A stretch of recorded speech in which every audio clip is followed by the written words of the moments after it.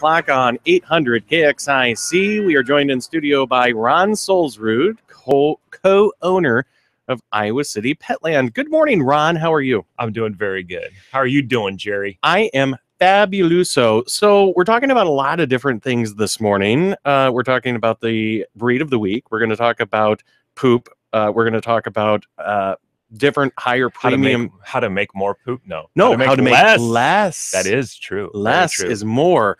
And so no, less is less. Less is less in is this less. Case. It is. And so you are the owner of Petland. Where are you located and what's going on this week? We're over at the Marketplace Mall. We are open today from noon until 6. So you're driving around right now, or you're at home, or listening to us on your iHeart radio station. Come on over at noon. So on Sundays, we're open from noon until 6. And then on all other days, we're open from 10 a.m. until 9 p.m. Sunday's the only one that we mix it up a little bit and open at noon and then close at 6. You can come in, take advantage of our buy 10, get one free on all of our cat and dog food. I do have my banners up. Jerry's going to have fun next time he's in the store to see that. Then we also have the $5 nail trim. You can't beat a $5 nail trim. So come in and take advantage of that. If you try to find a better deal, let us know. Let us know, but let you know. But I don't think it exists. I don't think it exists out there. Well, your own doing what is it? DIY, do it yourself. DIY. DIY. Jeez Lord. DIY. Well, that even can be more expensive. It's Sunday morning. I'm praying. And so, what's the breed of the week this week? We are going to talk about the German Shepherd. We will stump Jerry. I think the German Shepherd is a breed of medium to large size working dog that originated in Germany. The breed's officially recognized name Google is German Shepherd in the English language, but the breed is also known as the Alsatian in Britain and Ireland. That's my guess. Is I'm thinking that it's from Germany. Wow. I'm not sure what your resources are. What info do you have from the AKC book, the official Kennel Club? Are we ready to go? If you want to. Or I think that we have a little more intro to do. I don't know. I don't we've covered lots of different things. I think you should jump right into the breed of the week. Is that okay? It's your show, man. That is okay. All right, we are going. So just to let you know, if you miss any part of the show because you got to go into church or anything like that, know that you can go on YouTube. Just search PAWSitively Petland Radio Show, and you'll see this show and then all of our past shows. And then on our Facebook, Petland Iowa City's Facebook, we do live segments. So we do shorter segments on there, but you can watch some videos on there. So are we ready to go? We are ready and rolling, and you can always find this. Are we rolling? We are rolling. Oh, we are live. All right. So the German Shepherd is the breed of the week. We're going to use AKC as a reference to say, what is the German Shepherd all about? So from the history, stumping Jerry. Oh, you already kind of answered this one. It is from Germany. And you had some very nice information there. All right. Searching for a versatile working dog who was able to adapt to many different situations, environments, and tasks. Captain Max von Spitznitz and Alta Meyer created the German Shepherd dog in Frankfurt, Germany, around the turn of the 20th century. By combining breeding stock from several areas, these two men formed the breed the world knows today as the German Shepherd. Why do you have to do that? Do you have to talk in a German accent every single time you say it? Well, no. See, most of the time it's a different accent, and I can't do the accent that I'm trying to. Oh, so, okay, I got it. So I'll go into different genre. I don't know what that is. All right. Holland von Graaf designated the SV1 was the first dog registered by Verein für Deutsche Schäferhund, the official breed club and registry in Germany. I just thought that was fun to say. So moving on to a little bit more about it here. Let's see. His character and temperament uniquely adapted the German Shepherd to many other roles as working partner and loving companion for his owner. Owners of the German Shepherd dogs compete in almost all the AKC events. Oh, what I loved about this part, including obedience, so they're smart dogs, herding, so they love to get out and run around, tracking, why do we have them as, and relatives of the German Shepherd, why are they used as police dogs and military dogs and stuff like that, agility, so they love to get out, conformation. So that's just conformation in AKC is just saying there's some consistency in the breed, and many others. For humankind, the breed serves in many capacities, including as seeing eye dogs, hearing and assistant dogs, search and rescue workers, police and military service dogs, and therapy dogs. At Ground Zero on September 11th, 2001, many German Shepherds served as search and rescue dogs, recovering the remains of those who lost their lives. This is one of those breeds that I think in society we look at a German Shepherd and we say, kind of a mean dog. You know, kind of get a little, I have had over the years. So it's my personal experience, Jerry. Do you have a different experience on that? I think it's just a tough dog, but a tough breed, but because it's built that way. But every experience I've ever had with a German Shepherd is nice. Yeah, and that's the point I want to bring out is that the German Shepherd is a wonderful companion dog, but realize you've got a very smart dog here. And so a little bit more today in the United States, the German Shepherd is consistently in the top 5 in AKC registrations and often occupies the slot right behind Labrador Retrievers as the country's most popular breeds. A little bit on the form and function. The breed's autonomy is functional in that it is designed to do what its originators intended. Work. Did you like my past? I did. That was nice. Proper anatomy allows for proper movement and function. The German Shepherd is a trotting breed that can herd sheep all day, scale a fence with a little effort, search a building, and apprehend a criminal without endangering his officers. Patiently guide a blind person through a maze of automobiles and heavy traffic. That's amazing. Play ball with a child and sleep next to his owner when he or she feels terribly, knowing he is needed without being told. That is the whole the police side of things. We hear from the officers, the Iowa City police officers, those officers that are on the canine unit so that they have that dog in their home, literally do exactly this. That is their pet at home. But that is a very well-trained dog for the police work that it does.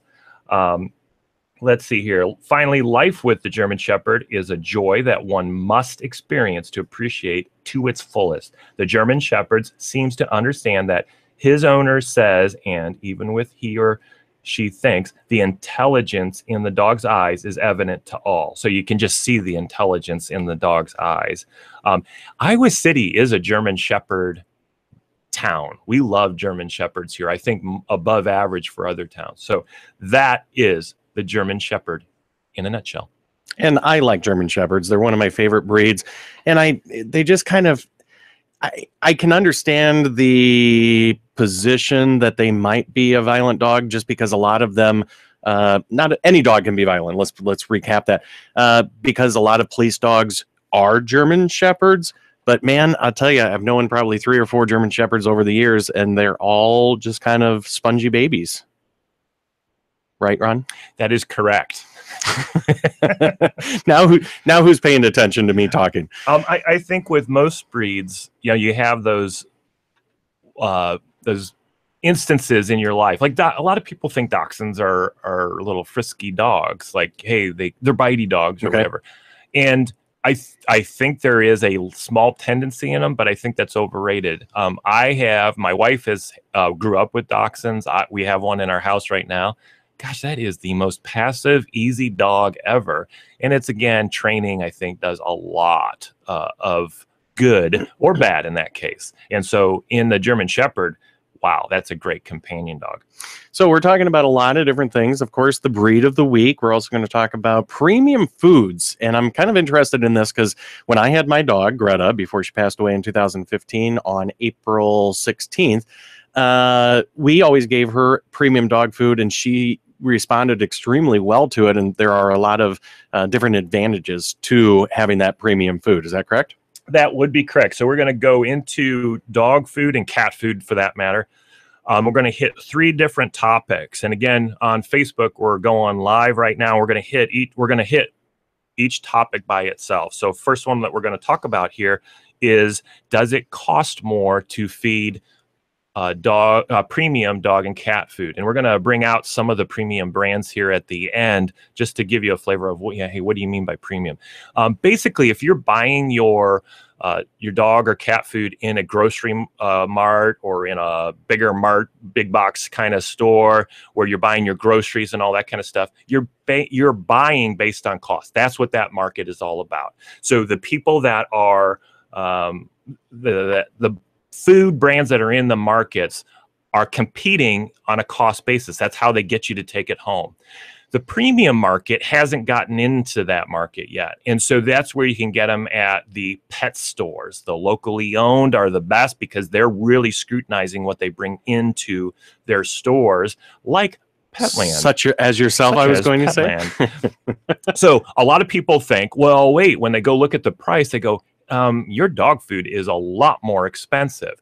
Well, we have the premium brands in there. The reason why they are more expensive is because they're more nutrients based. I think what's interesting is when we go to the fast food restaurants in the area, they're high in calories. We're really good with feeding food to people that are high in calories. In the dog food side of things, what's really interesting is the calories went away on the less expensive brands so that you have to feed more of it. That's how they make up for the cost. In the premium brands, they put more calories back into the food and you actually feed half as much because of that. So when you go to a premium dog food, when you look at the price, go, okay, it might be $30 or $40, but cut it in half because you're only going to feed half as much of that dog food as you would the products that you're going to get in the marts and the grocery stores and all that kind of stuff. Did I come across, Jerry, on that one? Summarize it for me if you could.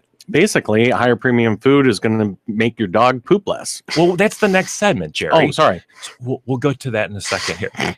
Basically, Jerry. Cost base. Yes. At this point, we're just talking about you're going to pay more, but cut it in half, and that's your actual cost because you're going to feed less. That is why one of the reasons why you want to buy a premium food is you're going to feed less. Now you can hit stop on there. Gotcha. Jerry. I understood. You're kind of going back and forth between all of the great benefits of the premium food, and sometimes it's hard to follow along because your mind moves at such a rapid pace that just trumps mine and leaves me in the dust. Sometimes, sometimes, not often. I will say that. So now we're going to talk about what premium food. Is this the third segment? No, this is only the well. Third, but then after this we do have one more segment. Gotcha. So premium food. So now what we're going to talk about is premium food will result in less poop. So we're going to get it over here. Okay. So the second reason for feeding a premium food, we talked about, yes, it's more expensive, but you're going to feed half as much. Okay.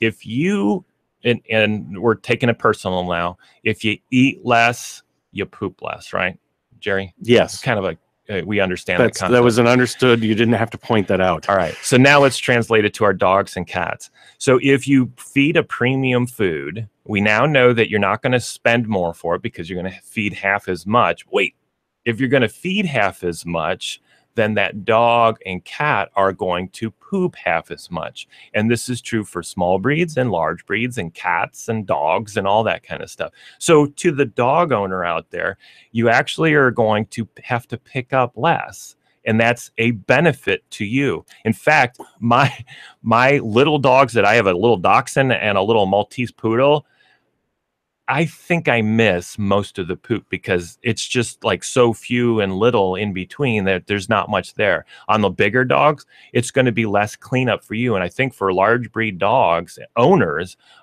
you're going to go, whoa, this was a huge benefit that I didn't plan on. For cat customers, just admit it. All of us cat owners, and I have a cat at home, we're all about low maintenance. How little maintenance can we get away with on it? We want cleanliness, we want activity and all that kind of stuff, but we're all about the low maintenance when it comes to cats. You're going to have to scoop the poop in the litter box half as much when you switch to a premium food. My cat eats a tiny amount and then poops a tiny amount as well. So that is the second reason why you want to go to a premium food. They poop less. What a concept. You eat less, you poop less. Yes, that's Ron's logic. You know, it's one of those things that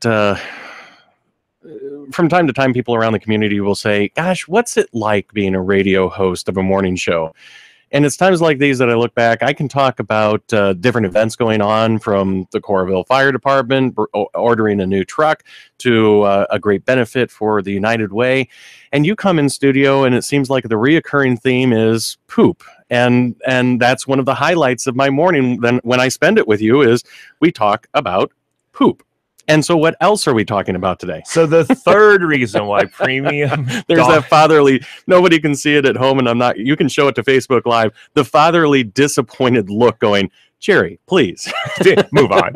Did I give it? Yes. I love it. All right. So the third reason why you want to feed a premium dog food. So we hit, yes, it's more expensive, but you're going to feed half as much. Then we hit less poop because you fed less. Now we're going to go, hey, it's actually better for them because you've now eliminated a lot of the fillers that just was filling their gut. So when they say there's corn in there, they're really going after the corn hulls, literally, or the shell of the corn. Now you've got premium dog and cat foods that actually are getting the good parts of everything out there. So, and it has all the supplements. So if I took just here, people would know what Royal Canin is, and we're going to bring some dog food manufacturers into this now. So Royal Canin is one of those premium dog foods that are out there. Their first ingredients have always been, you know, meat, meal, whether it's like a chicken meal or just chicken. Know that chicken means it's the muscles and all that before it's cooked. Chicken meal is good. Make sure you realize that because it kind of sounds like it's not. Chicken meal just means it's weighed after it's cooked. So if chicken meal is at the top of the list, that means it is really concentrated in chicken, the meat portion of it. Not only do you get the good portions of, you know, the meats and all that kind of stuff, but you also get the glucosamine and the chondroitins, the vitamins, all the different vitamins amped up. Just like if you take vitamins at home, well, this is getting those up that we know will help the dog. Things that I take to this day now because of premium dog food, and I saw the positive effect on dogs and cats. I do glucosamine and chondroitin. You actually start that at a young age, and it actually has benefits to you. And that's for the joints and the aches and all that kind of stuff. But then you also get the omega-3s and fatty acids, the good quality ones. I feed that to my dogs and cats, but I also feed that to myself because I saw dogs with allergies or skin issues. When you upped that, they then had less skin issues. And so there was, I'm seeing it multiple times. It's not like, oh, it's a one-time deal where we saw a benefit. Over and over again, we see it. So I do that.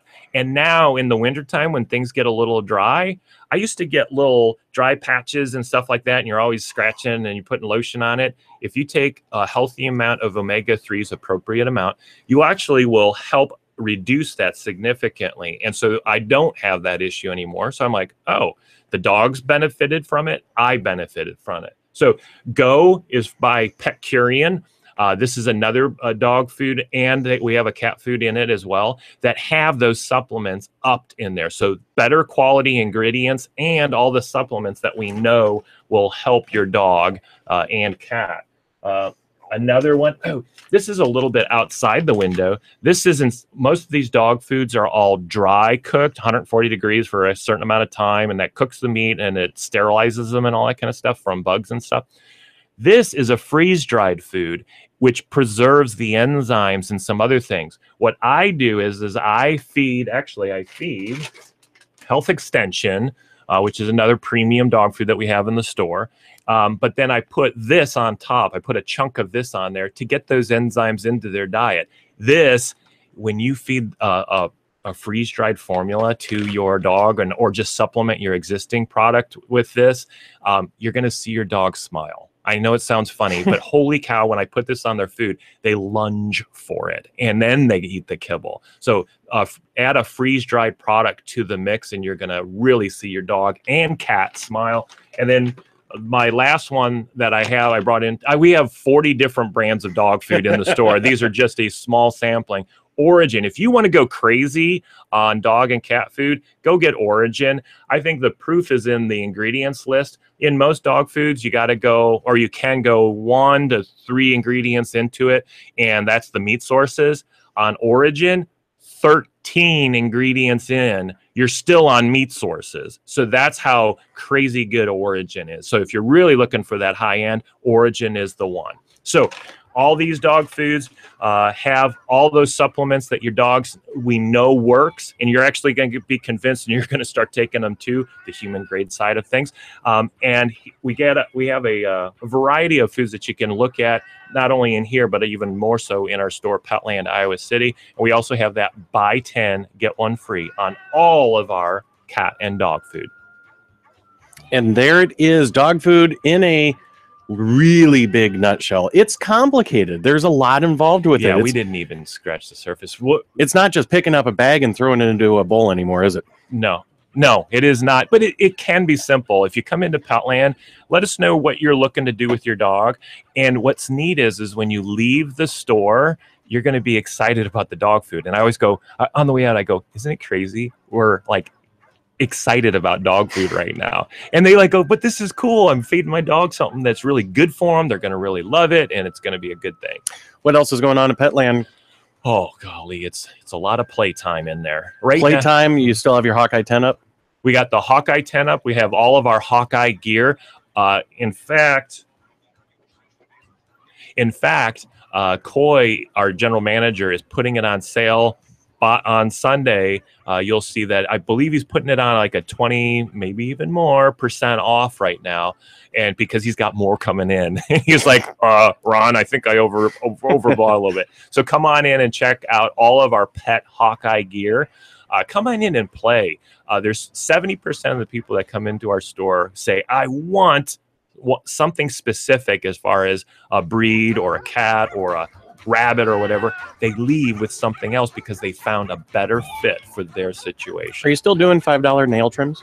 We do $5 nail trims. Just bring your cat or dog in. No appointments necessary. Bring your vaccination schedule so we can have it on file here. And then all of our cat and dog food is on a buy 10, get 1 free. And just out of curiosity, where are you located and what are your hours? We are, thanks for the softball, we are at the Marketplace Mall across from Lucky's Market. Today, Sunday, we're open from noon until 6. All other days, we are open from 10 a.m. until 9 p.m. Ron Solsrud, it's Positively Petland Show on 800 KXIC every Sunday morning at 9 o'clock. You have a great week, my friend. All right, you too.